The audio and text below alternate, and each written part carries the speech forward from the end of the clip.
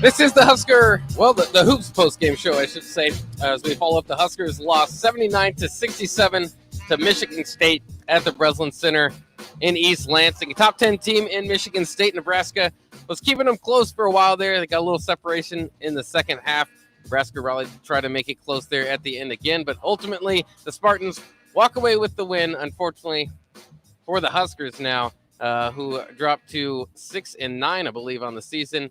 So they need to start getting things going eventually. But at Rutgers is their next game on the 8th. So maybe that will be when they can get it going after playing two top 15 teams the last time out. I'm joined here in studio by DP, and from his home in wonderful Florida, Eric Strickland, the former Husker and Hall of Famer. How's it going, guys? We'll bring both of you in. Strick, we'll start with you. What your initial thoughts for the game? I mean, they played good coming out the gate. I thought they did a wonderful job in making sure that they had intensity. They had it seemed like fight. They shot the ball really well coming out, shooting 7 for 7. Kind of cooled off a little bit at different points, but they made different runs. I think they could have pushed the lead a little bit, but turnovers. It was very sloppy early as far as that's concerned. And as we talked about, possessions are very important when you're on the road. It's a primary piece or key piece to definitely getting road victories. And so once a Michigan State team is playing sloppy, you want to make sure you're taking advantage of that, especially on the road. So going both ways, it made it a little troublesome for them to get any leads. So going down 4 at the half, just kind of not able to put a full 40 minutes together yet. With the same intensity, it seems to be some type of slacking, whether it be with mental errors, just things with regards to execution, and that's what good teams do. That's a top 10 team. You can see the difference with regards to that. They just executed when it was time to execute. That's what they did. They ran plays, backdoor cuts. We fall asleep. The recipe we've been talking about throughout the season: 40 rebounds to 27. You just can't do that on the road. And some of them were bad. And I'll talk about some of them as we get into the more of the show. Yeah, it was Nebraska, for what it's worth, didn't start off pretty well as they were forcing turnovers left and right from Michigan State. So that was something they had to adjust to. Credit Michigan State because they did adjust to that. I mean, it was a heavy turnover from the Spartans early, and then from the rest of the game, it kind of turned into the opposite for that. Nebraska in the second half seemed like there was always Michigan State player getting into their passing lanes, and that helped them get a little bit of separation. DP, I'd like to welcome you in and get your first thoughts on this 79-67 defeat for the Huskers. It's the usual assortment of boxes to check. Right, that if you're going to shoot 45% from the field, 30 from beyond the arc, you can't go 6-11 from the free throw line. You can't be out rebounded by 13, not even on the road, not even against the top team. Like against bottom teams, that won't work. Mm-hmm. Now, what we did see was a change in philosophy and approach. Facts. Which is the thing that will give me some light of hope in this thing, that we've asked, we've begged, that this offense run at least with some consideration of Derek Walker as a priority. And tonight he goes 8 of 9 from the field. He defends. He gave us the LeBron rundown block that everybody's going to talk about for the next couple of days. And we have things to fix within the program, but you have fewer things to fix if you can go on the road to East Lansing and be competitive with the hottest team in the Big Ten Conference. Good point. Michigan State certainly is that. I mean, 13-2 now, they improved to their top 10 team, 4-0 in conference play, and that's part of it that just kind of stood out. Is sometimes you watch the opponents, you go, man, they just have ballers, and you knew that was kind of the case with Michigan State. They kind of have they don't have a guy that's just overwhelmingly going to be in the running for Big Ten Player of the Year, but they've kind of got all the pieces put together, kind of with some athleticism, shot rim protector, guys that are out there looking for assists, the passing of the balls very well, and, a pretty good bench. So, I mean, they kind of have a lot that you'd be looking for once it comes to March, and it's always fun to see Tom Izzo get those teams geared up. Kind of had a down year last year, but as you would expect, not for long for Tom Izzo. Looking at Nebraska's stats, we'll run through them real quick because you did bring up Derek Walker. 8 of 9 from the field once again. I mean, that guy's going to continue to be one of the nation's leaders in field goal percentage.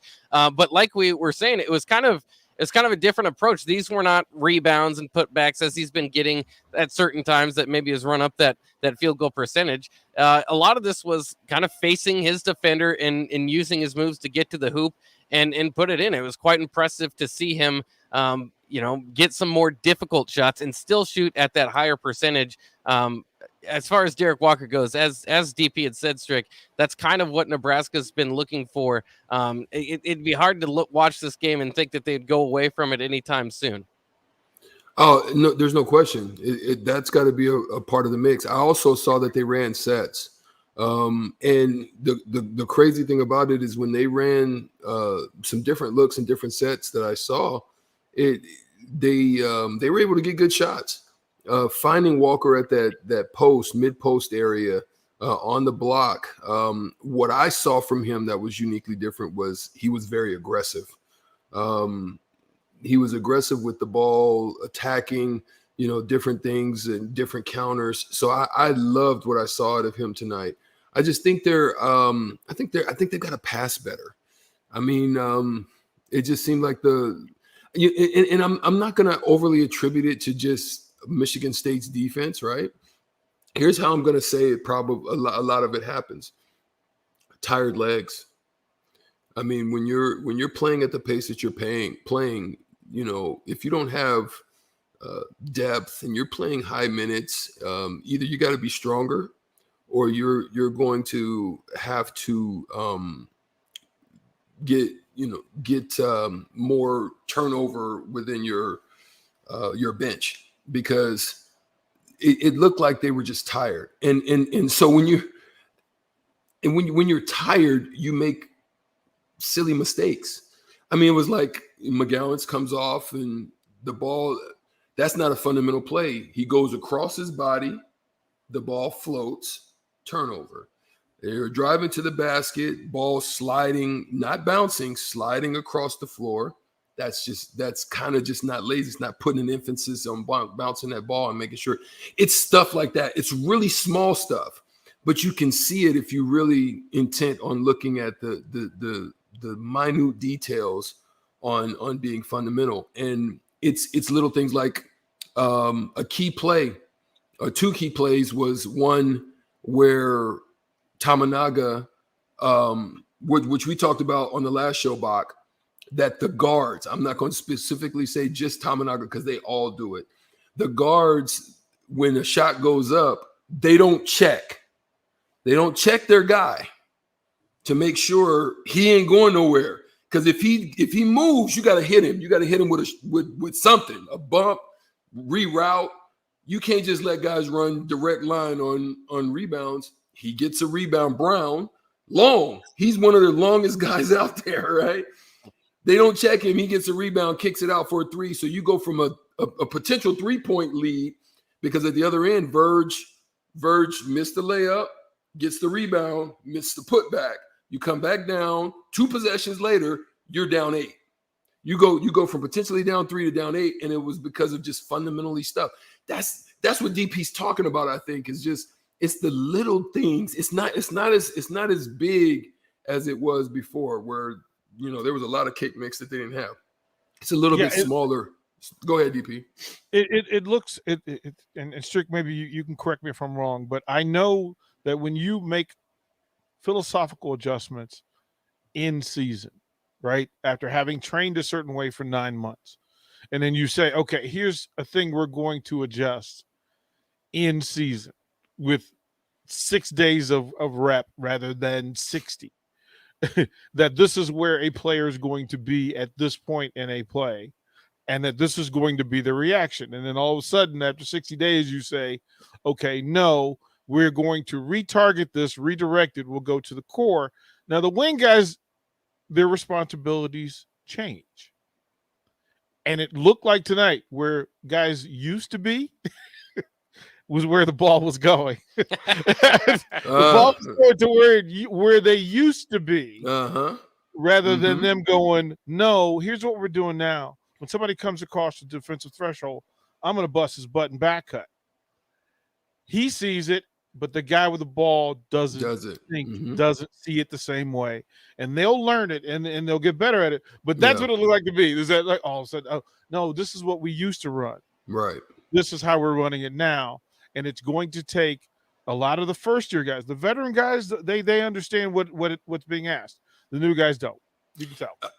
And one other thing, too, is I love how Bryce started out early, where he looked very poised and good and energetic, and putting the shoulder in there, creating space, getting a little mid-range off from the post, just different things like that. I mean, he looked, but that's where I'm talking about that just, he's a freshman. I mean, he's still a kid, you know what I mean? He's still growing into his body. So I'm not overly, but I'm putting this out into the ethosphere in the atmosphere, you know what I'm saying, so to speak, just to make sure hopefully it gets to him and to them about regards to things, that little things like that, that would help him be the star he's going to be.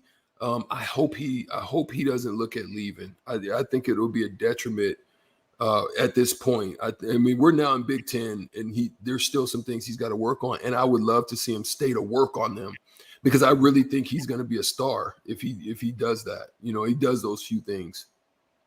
Yeah, you can see. I mean, he still stands out as far as his athleticism, his length. You see it when he got in the passing lane, went up and got the dunk. His other fast break dunk got blocked, and that was something that was just continue to be just. I don't know if you want to even say a difference, but man, does that Michigan State team hustle and try to compete with you at the rim. And I think if we talk about the small things, some of those blocks at the rim that they got tonight probably did end up making a little bit of a difference for them. They had 5 blocks against Nebraska's 1. And Nebraska doesn't necessarily have a big shot blocking component there, but of course I think the one that Derek Walker got was the best one of the night. We all enjoyed that one, but still, I mean, when you talk about some game-changing plays, I thought that might have been one, because that was a 2-pointer that was taken away there. Another play that people will probably bring up is the attempt from Verge open court 3 that he took, only shooting around 27%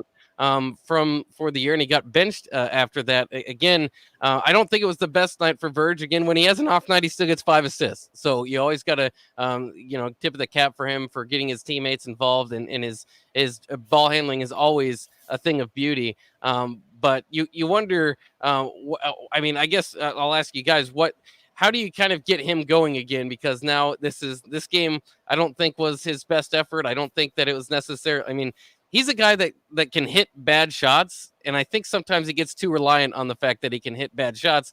Even if you're a good bad shot shooter, you should still shoot more good shots than bad shots. Facts. That's the one thing I would say. I mean, it's going to go back to what we said on the show early on, Bach, is that Verge, his mentality's got to be run the team first and then allow things to come to him. And it just like Walker, for not the Walker on our team, the other one, he runs the team, and then guess what? Brown's going, Christie's going, all the other cats is getting it going, and then you end up with an open one, and he knocks 2 of them down because it's a good shot. But on the other side, what I would say, if Verge stayed in that mode, get your layups every now and then, make your distributions. Now they're not gonna load to you. The game plan is to load to you. You make some plays. He over dribbled a couple times, had some turnovers because he was going too deep. It's the play before the next dribble to try to get through somebody or by somebody, right? So if he continues to just do that, run the team, make the right plays, your assist numbers go 8 to 9, and then you're going to guarantee you're going to get 2 shots. You're not going to get the one where you're going in and you're fading off 1 foot. That's not a good shot. You're not going to get the one where you have to come down and do what you don't do well, which is shoot with range.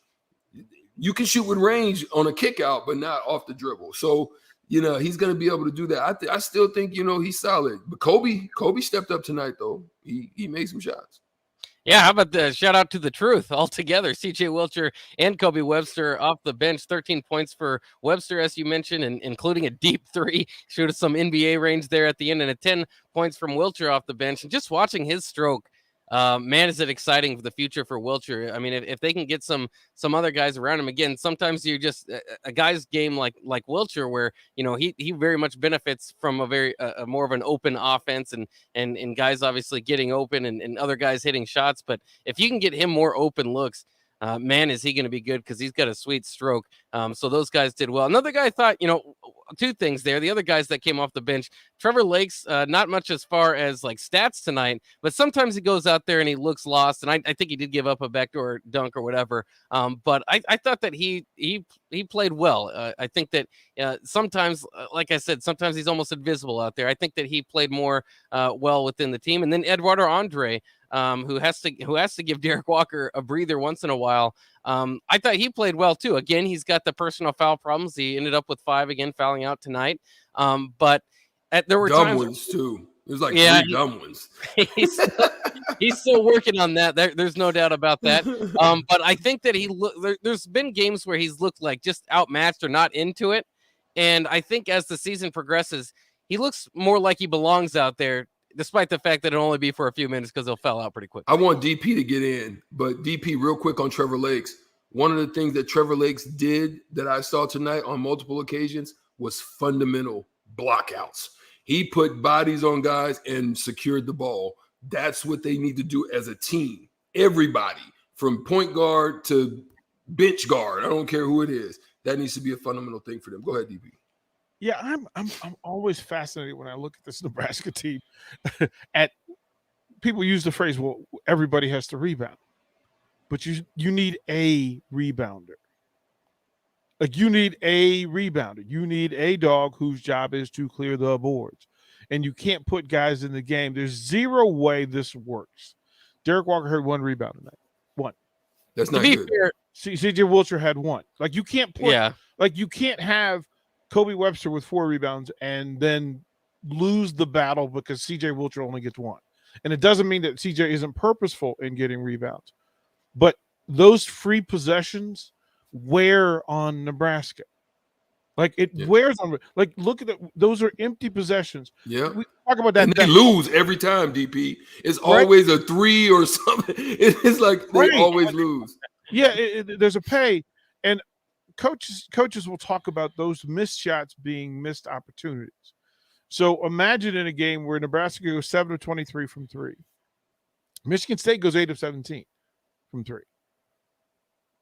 16 lost offensive opportunities lost. 16 with the plus 13 in the rebound. And I'll say this as clearly as I can say it, and I don't know how they're going to defend their way out of it, but I think they defended their way out of it by restricting 17 threes attempted. But there's no team in the Big Ten that's going to beat Michigan State when they go 8 of 17 from 3. It's just not. And the ones they hit, a lot of them were pretty well contested. Right, like tough. So Nebraska has to make it less difficult on themselves by rebounding. That's right. And then those reckless shots. Verge going 2 of 10. This team cannot afford 8 empty possessions by Verge. It can't, and it's not just Verge. It can't have the 11 missed opportunities by Bryce McGowan's. It can't happen.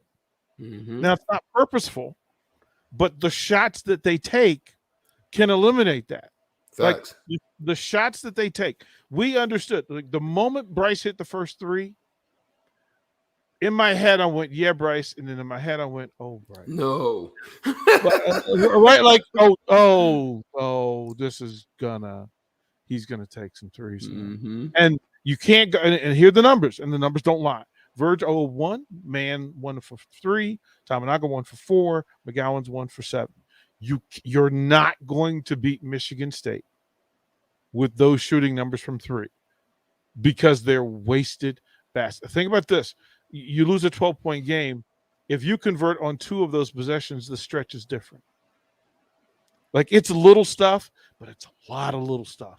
And I think they took a step, but they need to take more steps soon. Yeah, and I think altogether, I mean, some of these numbers that you put, like the rebounding disadvantage, the 3-point shooting, maybe percentage again from Nebraska, although 30%, I guess you'll take that on the year for Nebraska because they usually don't shoot that well. But some of these numbers, if you just looked at the box score, you'd think that this is a blowout or a non-contestable game. But Nebraska's, I think the scrappy defense kind of kept them in it. And Michigan State, I think obviously a veteran team, a team that's got a lot of talent, pretty deep. So I think that played through in the end. But I think it was a pretty good effort overall by Nebraska, especially in the first half where I think combined with the Ohio State game, you started to think, okay, I think this is starting to click. And then kind of some turnover prone issues in the second half and the game got away from them a little bit. But we'll get more into that here when we return to the Hoops postgame show here on 93.7 The Ticket. Our public school teachers want every child to learn, grow, and succeed. I'm Jenny Benson, president of the NSEA. School's in session, and it's key to build a partnership with your child's teacher. Visit with them and ask for an overview of your child's strengths and areas for growth. Ask for recommendations for activities and opportunities so you can work with your child to harness their strengths and address their challenges. Sponsored by the Nebraska State Education Association, aired by the Nebraska Broadcasters Association on this station. Hey, Dad, your prescription will be ready in just a minute. Hey, Dad, your laundry will be ready in just a minute. Dad, your lunch will be ready in just a minute. Hey, honey, why don't you take a minute? When you help care for a loved one, you give them as much time as you can, making sure they're safe and comfortable. But it's just as important that you take some time for yourself. At AARP, we can help with information and useful tips on how you can maintain a healthy life balance, care for your own physical and mental well-being, and manage the challenges of caring for a loved one. Because the better care you take of yourself, the better care you can provide for your loved one. Thanks, Dad. Thank you. You're there for them. We're here for you. Find free care guides to support you and your loved one at aarp.org/caregiving. That's aarp.org/caregiving. A public service announcement brought to you by AARP and the Ad Council. Action Plumbing, Heating, Air, and Electric always makes safety a top priority for our home and office. In under just 1 hour, their team installed the state-of-the-art air scrubber system directly into our existing HVAC ductwork. This technology purifies the air and reduces exposure to common bacteria and viruses, creating a safer breathing environment for my family. Action delivers honest quality services we can count on. To learn more, visit actioninc.com. What are you doing, Sip? I thought the chickens could use some more light in their lives. So you're building what exactly? It's a motion-censored switchboard. Duh. Are you sure you know what you're doing? Of course. Ow! God! Ow! Seems like a job for a professional. Just one more wire. Yep, there you go, right there. Don't be like Sip. Call Joe at Ambition Electric for any of your electric needs at 402-217-3415. Back to the Tickets Basketball Postgame Show, featuring Derek Pearson and former Husker and 9-year NBA vet, Eric Strickland, on 93.7 The Ticket and theticketfm.com. This is the Hoops postgame show here on 93.7 The Ticket. I'm Jake Bakoven, joined by DP in studio and Eric Strickland from his home after watching the Husker game. The Huskers came up a little bit short tonight, 79-67 to top 10 Michigan State. Boy, would it have been fun if the women got a top 10 victory and then the men got it on the next No night. doubt. No doubt about it. Have nice things. This is what you got some last night. You can't have 2 nights in a row. Yeah, that'd probably be too much from a Husker fan, as we know. It hasn't been going that way as of late. Strick, I got this one for you. And I asked if we said we wanted at the beginning of the season, we wanted to watch the second group play together, right? That's why you keep them as the second group. But what if Kobe and CJ started ahead of Verge and Latmain? Because tonight's leader in plus minus tonight for the Huskers was Kobe Webster in 20 minutes, +1. He was a +1. He was the only +1 in this thing. Derek Walker was -6. Now, mind you, Lat and CJ were the same thing, but in my head, if you're going to defend at that pace and maybe let Lat and Verge see what's happening before we drop them into the water. What are your thoughts? I mean, I think that's a viable option right now. You why not shake up the pot? I mean, it's. I mean, they're not playing horribly, so they're not playing horribly, but why not? Why not shake up the pot? Well, you think you're using Lat for rebounding, but is he really giving you that? Well, he was one of the lead rebounders. He gave you 4. That's team high. The team high was 4. You had a bunch of people who had 4, but he was the team high. Look, credit to credit. Lat does a lot defensively that cleans up a lot of messes. Yeah, right? It's true. Right. So I'm not on the team that says, Lat's not viable. But in my head, Lat can't occupy 26 minutes on the floor and take 3 shots.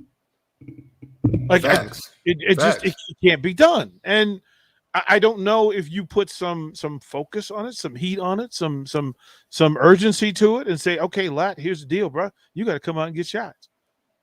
We can't put you out there and just have you eat minutes. And I think the other 2 players, Kobe and CJ, take some of the burden off of Bryce. They also take some of the burden off Casey because they love feeding Casey. The second group does a better job of feeding Casey than everybody else. So in my head, if you're going to make a change, and you don't have to, it's your squad. I'm just saying it. But to me, I would ponder a little about the lineup that would have Casey, Bryce, Derek Walker, CJ, and Kobe Webster. Yeah, I think if nothing else, just to maybe try to spark Lat. I think at times it's just maybe something different. Maybe you wouldn't want to do it after he missed the free throws after the pass game because you don't want to bury him all in it. No, that's when you need to go and take a shot. Yeah, maybe it is. Maybe that's the teaching moment. But I think we know he's a better shooter than he's been from the floor, and maybe it's the the group that he's playing with. Maybe it's the rotation. Who knows? But you got to find some sort of way to get him going. And, maybe he would play better with the second unit. I would just like to see something to try to get him going because, I do, like you said, they do want to use those minutes because he does add value with his length and on the defensive end and rebounding. So this is not a bench Lat discussion. It's a spark him. How do you spark him? And maybe that is switching him to the bench and getting him defined in a new role. And maybe it's Welcher or Webster that you bring back. Do you guys think? And I kind of like it every time I see it. And it depends on to a degree what Verge is doing, but the Verge Webster duo doesn't look awful at times, depending who they pair it with. And I think that's the fear at times is that it would be 2 kind of point guards out there. But Webster is kind of naturally more of a scorer. We know Verge obviously kind of has that mentality too, but there's times when that lineup looks pretty good with those guys. Yeah, and Verge is willing to get his feet wet in there and rebound. He's willing to get in the pool. So I'm not mad at moving Verge to the 2 every now and then. You know what I mean? But we would have, being that Kobe shoots the ball well, right? So having one of those guys off doesn't necessarily hurt you with that particular situation. Verge, I like Verge being able to come off of screens even more than I like him handling the ball off of pick and rolls all the time. I'd like to see him get it with an extra dribble with his speed and his low center of gravity to be able to, similar to like how Allen Iverson used to get it from on the wings, right? He would come off of that little rip screen with the double rip screen, catch it on the wing. He's got baseline option, or he's got to come off the pick and roll option, stuff like that, where he's able to use without the dribble that speed and quickness to get by somebody and then make the next play or either get to the rim. So that's how I would like to see him. For me, Strick, and this is that basketball thing I'm going to ask you. The word is apex. That when Verge rolls off Walker at the top, when he picks a direction, he needs to apex a shooter on the wing So that defender has to clear off on him. Facts. Yeah, Right? they're loading the paint. Right. And here's the thing. This has to be a decision line, not an opportunity line, a decision line. When he apexes, he has to jump stop and make a decision based on what he sees. And if he did his job right, if I dribble into box space, Bach has to make a decision. He's either going to stop ball or he's going and concede that this shooter's going to be left alone out here, or he's going to stay apexed himself. Like, that's how the system is supposed to work. People will complain about the system. It's not the system. It's the execution of the system. Right. That's problematic. And then the other thing is people are playing off of the shooters because the shots aren't going in. Like, I can go and stop Burge. You're going to kick it out to Lat, and Lat's going to go 1 for 3, or he's going to panic and give the ball up to somebody else and ask him to do what. Here's what I would do, right? Their strong line, they're right now off of their pick and roll action, their strong side shooter loading. Meaning you have a Keisei Tamanaga or Wilcher in the strong side corner. I would reverse that. Amen. Because right now, as he comes off, they're loading the paint with a short stunt, and they're hard covering from the weak side. Right? Staying kind of like a what we call a stunt. It's like a stunt to Verge, just to get him to pause, because he's not making that play. Usually he'll pause, they don't move, he tries to go one more deep, and then they get in there and take the ball. That's what's been happening. But what I would do is I would put Keisei, Wilcher, and leave Lat strong side right now, since he's kind of hesitant. If you're going to do that, that way I'm going weak side automatic. Hard dive they've got to get to Walker. He's going to kill you. So you're going to deep cover into Walker. Like, that's how they got a couple steals. You weak side to that guy at the top. And if they fly out at you, you strong corner real quick, and you should have a butt naked for Keisei or Wilcher. Yeah, and that's Walker, the way I would play my point. And Walker now, if he goes 8 for 9, best believe next week, if he rolls off the pick, it's everybody and their mama. Everybody and their mama getting in the paint. Yeah, everybody's coming. Then you fall back onto where Nebraska was the previous weeks, where the threes weren't going down. If they make a third of those threes, they win Big Ten games. So if they go below that, then it's chaos again. Facts. DP, here's the problem. Right now, that weak side's open. The problem is Lat Mayen right now, who's hesitant. That ball came over there a couple of times. He wasn't ready. He half shot fake and tried to drive. You need to put a Tamanaga or a Wilcher on that weak side. If Tamanaga's in that weak side corner, have mercy. It's flying. Like, but he still has to knock it down. You got to knock it down. But this is Nebraska basketball as it currently exists. Is that we can draw up a whole bunch of stuff and be functional in it, and they can execute to the T if the shot don't go down. Knock it.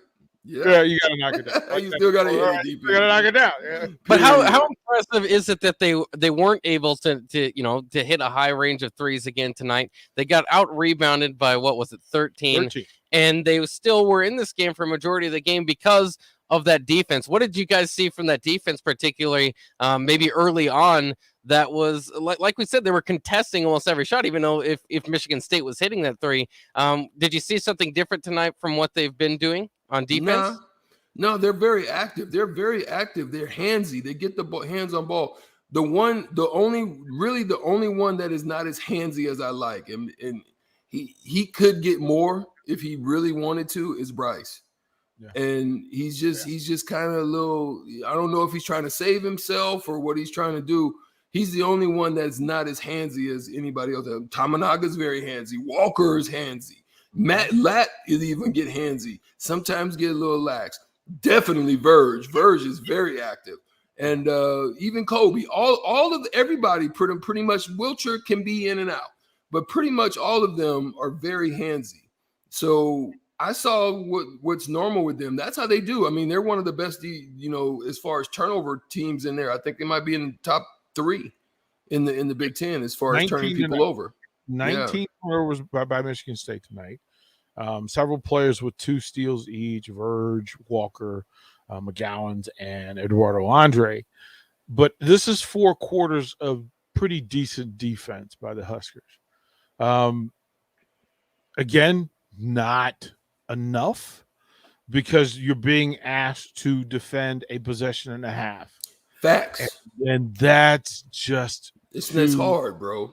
I mean, that's especially hard. if you mentally hard. Well, it's tough if that as Foreman like say, if that's Meatloaf State and you give them 1.5 possessions, you give them 13 extra possessions, it's hard to win. It's harder to win when it's 13 additional possessions and Michigan State, and they're shooting 8 of 17 from 3. Mm-hmm. Like there are too many boxes that have to be checked in it. Look, more impressive defensively against 2 big ones, right? They went against 2 dog squads and did their work. Did good. But it has to, it's an acute, just like, I hate to compare it to Husker football, but the statement of truth is it's an accumulation of small details. Mm-hmm. Right? Mm-hmm. It is just an accumulation of small details that are just, it's frustrating and mind-boggling. Again, they fixed the thing tonight. Walker got 9 shots. You got 9 shots. We fixed it. Okay, that amazing. You got 23 points off the bench from your guys, from 2 guys you needed from. But then you can't go 5-3. You can't. Verge and Latman. You're not going to win a Big Ten basketball game if Latman has 3 points and Alonzo Verge has 5. It's just not going to happen. How long is it going to take? This is the issue. How long is it going to take to get Trey McGowan up to speed? They need him. He is working. Well, this is the other thing, right? No, I know he's close to getting back, but right, getting back is different from getting up to speed. You know what I'm saying? It's gonna take some time. I would say February. I would say February. You'll have 11 games. I think he's going to have 11 good games this year, where he's human. He's old Trey. It's going to take him a while to get to it, but I just like the fact that it's going to. Imagine this now, that you can put Verge on the bench with and you come off with Trey and CJ and Kobe, right? Like when you don't have the answers and you're not getting execution, you'll have another guy who's not going to hurt you offensively. he's going to board, because he can do that. Like running up and down the floor is going to be way more difficult than it is going to be for rebound. Trey McGowan is going to rebound when he comes back. So that's an added value, but it's just an accumulation, man. It's a leaky boat, but you stop one thing, another thing leaks. Yeah, I mean, for what it's worth, too, I mean, you don't want to make excuses for this team, but that was a big loss. You lose your best perimeter defender. You lose one of your key bench pieces as far as coming off the bench for the bigs. I mean, Andre, again, he played 8 minutes but had 5 fouls, so you didn't have too much option but to run Walker all game. And so, some of those things do start to add up. But still, I think the talent's here, and I think it's coming on. I think they're starting to get it a little bit, and it seems to be just one of those things, like you said. You just don't have everybody have one of their good nights, right? Like between Verge and Tamanaga and Man. Strick. How much money would Bach? You and I need to start a GoFundMe to get Strickland one-on-one with Eduardo Andre at least once a week.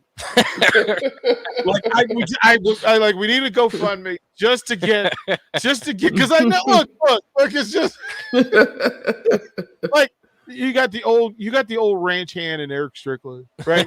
You got the wild Italian who just kind of is all over the place. Yeah, he runs free. Yeah, he runs up to the ledge. You got no real reason. We need to get those two together. have some more time. I liked that a tip when he's mugging that guy and wanted a jump ball. My hands on a jump at Orto.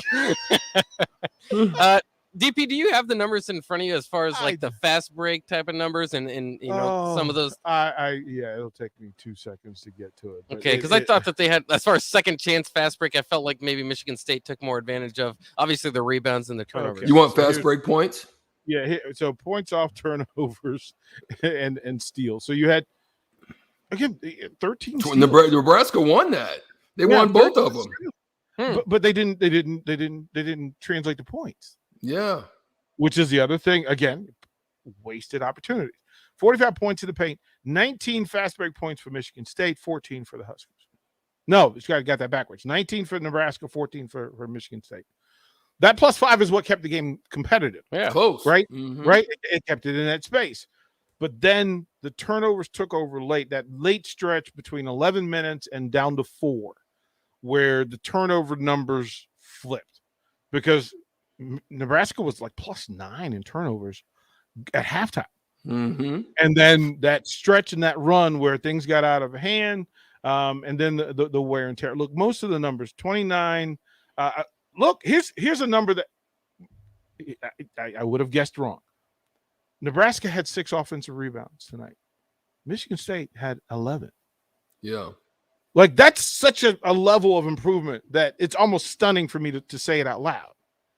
But the 30% from the field, from beyond the arc, the 45% from the field, they were 27 of 60. They made 2 fewer baskets than Michigan State. I think a number that sticks out for me, DP, is the assist numbers. I thought it would have been way worse. It seemed to me as if Michigan State definitely moved the ball a lot more and would have, attained more assists. But Nebraska's right up in there. So, I mean, that's a good thing. I mean, I don't think that's a negative thing. And 15 turnovers. Like, Nebraska was, look, not ideal, but in Big Ten play, for a team that wasn't really productive and efficient in those ways, to go 15 assists and 15 turnovers, it's a step, not a big one, but an important one. Not a big one, but an important one. Yeah, there's a lot of these numbers that you can look through that helped keep this game close. As we said, if you just look at the 3-pointers and the rebounds, it looks like a blowout. But the way that Nebraska was able to stay in this game, the feisty defense, certain guys stepping up at times to hit big shots to keep it close, and eventually Michigan State pulled away. We'll wrap it up here on the Hoops Postgame Show. On the other side, the Hoops Postgame Show brought to you by Action Plumbing. We'll return when we come back on the other side of the break. 93.7 The Ticket is proud to provide listeners with daily opportunities to win contests and prizes on our airwaves, and would like to take this opportunity to remind you of a couple rules. All participants must be 21 or older and wait 30 days after winning a prize before participating in another contest. Once you win, you have 30 days to pick up your prize at the KNTK Studios, 330 North 48th Street in Lincoln, or your prize will be forfeited. Thank you for participating in our contest, and thank you for listening to 93.7 The Ticket. Action Plumbing, Heating, Air, and Electric ensures our home and office HVAC systems run smoothly throughout the year to provide maximum comfort and convenience. Routine maintenance reduced our operating costs just by improving the efficiency of our unit. Consider a maintenance agreement to ensure you too receive priority for services and scheduling. This helps meet manufacturer warranty requirements. Action delivers honest quality services we can count on. To learn more, visit actionlincoln.com. At Buffalo Wings and Rings, they've crafted a new league of superior chicken sandwiches. Meet the Ringers. It's premium, house-made, beer-battered, fried chicken served buffalo, Korean, or MVP style. Head to Buffalo Wings and Rings Lincoln and raise a glass to superior chicken.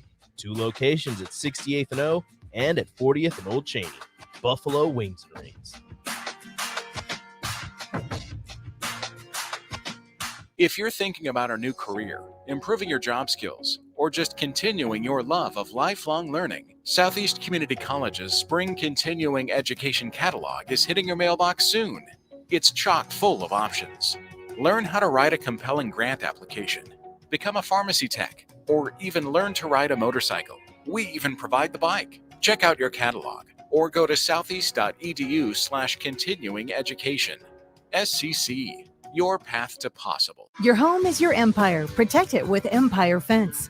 Get a free instant quote with the online estimating tool at empire-fence.com. See an upfront estimate with no hidden fees. An Empire Fence can provide privacy and improve the appearance of your home. Keep kids and pets in or out of your yard. Increase security and add value to your property. Visit empire-fence.com now to view the stylish and maintenance-free possibilities for your home and get a free instant online quote. Let Empire Fence protect your empire. You hear that? That's the sound of extremely tender and delicious beef from certified Piedmontese. Prime grade tenderness with a fraction of the fat and calories of normal beef. It's Nebraska-raised product and the official beef of Nebraska Athletics. Change the way you buy beef today at the Mercado by Certified Piedmontese, just north of 84th and Havelock, or at cpmercado.com. Back to the Tickets Basketball Postgame Show, featuring Derek Pearson and former Husker and 9-year NBA vet, Eric Strickland, on 93.7 The Ticket and theticketfm.com.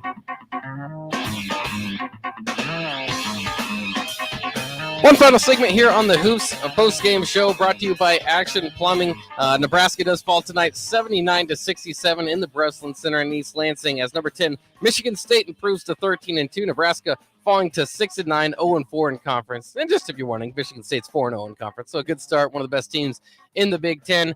Quickly, the just going out of half there. If you want some good news, Villanova is beating Creighton 39-22. So Yay! Creighton's struggling at least, and number 19 Villanova's on their way. So that always makes Nebraska fans feel a little better, I think. We had some comments on Facebook, and I did want to make sure we do see these, so we do get to you. John McWilliams says the offense flows better with Webster at point. With Verge at the point, the offense bogs down and no one is in position to shoot when he's on the floor, correct? Bryce McGowan's equals Jeff Baker if he stays, which is what John Kosh says. He also says, what's up, guys? Ladd's a good player or not. I don't feel like he does anything. Ladd does his thing. Ladd needs to shoot better. Like Ladd will tell you he needs to shoot better. So we'll be wide open in saying there needs to be more productive. And then John from Cortland John says this, unfortunately, off the plane into the gym, game time, I see potential. Mr. Walker, thank you. War Daddy all year. Hey, that's a statement of truth that there's fight. Now we want production. Yeah, and certainly getting production out of Walker now. So hopefully they continue to go to him. As we mentioned, he's kind of the star of the game tonight. 8 of 9 from the floor, 16 points. We did mention the one rebound. How you kind of wonder how that happens in 32 minutes of play. But I think that he was almost like face rebounding. He was always making sure that Michigan State's bigs weren't rebounding and that his guards could come down and get it. I think that's why he was limited to one. That's possible. That's possible. Go ahead, DB. He kept Gabe Brown and Bingham to 4 each. Like they didn't have an exceptional night on the boards. Joey Hauser was exceptional on the board, but that's what happens when you have a big wing against Keisei Tamanaga. Yeah, that's going to happen sometimes. We're okay with that. That's why he can't just watch. That's so you said it exact. That's why they've got to be more fundamental than anybody. You've got to check. You can't just turn your body and go in there. So you're right, DP. It will be that if you don't do the fundamental stuff. And so so here's why I say that, DP. I'm 6'3", and I guarded 3s, 4s, 2s, and I had to block them out. Fundamental, you know what I mean? So and we were able to be successful, and you just got to do that. You can't if you're going to be small, you've got to be fundamental. I mean, you can't be just. You're not that athletic, and that's how freaking New Mexico State was dunking all over us. That because they were just right? You play an athletic team, and you don't have that same size. They go into the heavens on you. So that's all I got to say. And DP, while we're on rebounding, you did mention a stat in the break that may be somewhat of the difference in the game. Yeah, it was another one, right? That the numbers tell a deep truth. That in a game where both teams are battling, and if you want to measure talent versus effectiveness, here comes Michigan State. Second chance points. They win the battle 16-7. And there's your ball game. There's your ball game. All of the extra possessions, all of the transition points, the stuff off steals. There's one thing to get steals and to claim a possession, but then being able to get points when you shouldn't have. Off a missed shot, Nebraska has to work their tails off to play even. They have to play even. And the -9 in the second chance points, one, it's deflating. Like you defend well, somebody takes an off-balance shot, they get the rebound and get an easier putback than the shot that you defended for 30 seconds. Yeah, and that, I'm sorry, Bach, but I was just thrown away by a stat line that it doesn't help that they're going on the road to play Rutgers, who's now 2-1 in conference. Hoiberg is now 1-25 or 26 on the road. Yeesh. That's a stat line that I just I cringed. Yeah, that's got to change. Yeah, as we look ahead for Nebraska, losers of 7 of their last 8, but you hope that these last 2 games has inspired some confidence in them because they played 2 top 15 teams rather well, and they've looked like they're starting to come on. So you hope that can lead to wins, but the schedule doesn't get any easier, right? Like you said, you have to go to the RAC on Saturday. Rutgers coming off a victory over Michigan, who we saw Michigan up close and personal. They haven't looked great this year. They're 7-6, but they looked great against Nebraska. And then after that Rutgers game, a few days later, you have Illinois and Kofi Coburn, a preseason All-American. Who just lit up the other night. Yeah, and he can do that. Kofi was just like, oh, yeah, I'm the baddest dude out here. I mean, and then like you say, then you go to Purdue, and then on Friday. They're number 3 in the nation. They got monsters. I mean, it doesn't stop. Indiana that next Monday, that same week goes to Ohio State at State, and then you go and face Chucky Hepburn out there at Wisconsin. Can I say that I think they get Ohio State? You think they get them at on the road? Yeah, on the road. You think they get them? I think they get them. Because Ohio State found out some things about themselves they didn't like. He left a little shadow. He left a little shadow. Look, I'm still gonna root for wins. For sure. I'm not positive, but I'm rooting for wins, man.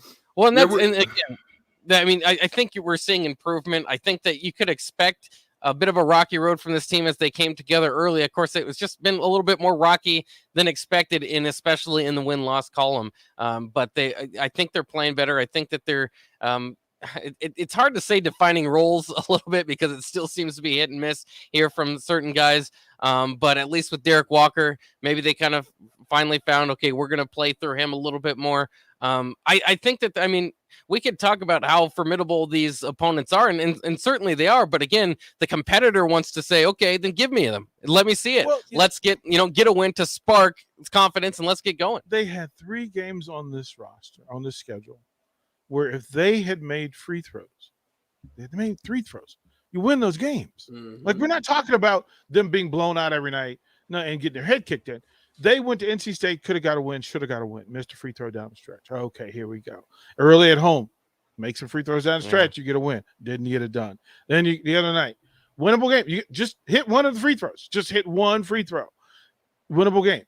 It looks, and the conversation is entirely different if you're 9-6 rather than what you are now. Yeah, and Fred, just from free throws. Fred was asked about that in his press conference the other day too. Was kind of, do you just need to get one to learn how to get one? Yep. Look. The best night as a parent is when you're a young person, you wake up in the morning and you realize that they didn't pee the bed in the middle of the night. This team has to learn, man. Like, we're waiting for that night for us to go, oh, look, they played a Big Ten game and didn't pee themselves. This is a victory. We'll wrap it up here. Again, Nebraska loses, falls to 6-9 with their 79-67 loss. Thank you to Eric Strickland for joining us again tonight. We'll be back with On the Block on Strick and Block tomorrow. I keep saying Block. Strick and Block tomorrow. It's my own name. I should be able to figure it out, Strick. TMZ2, what up, baby?